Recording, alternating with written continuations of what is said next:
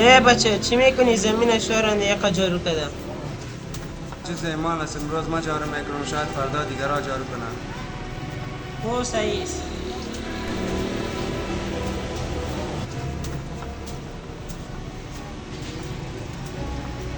او بچه همسایه امی جوریت که خلاص کردی جوریت به که ما هم دم دکان خودشون.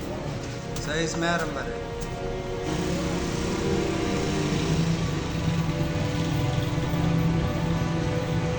نظافت نشان ایمان و شخصیت پاک. پیغمبر بزرگوار اسلام صلی الله علیه وسلم فرمودند النظافت من الایمان، پاکیزگی از ایمان است. این جمله کوتاه اما پرمعنا ما را به حقیقت بزرگ راهنمایی میکند. همانطور که ایمان قلب انسان را از آلودگی گناه پاک میکند، نظافت نیز جسم و محیط ما را از آلودگی ظاهری میزداید.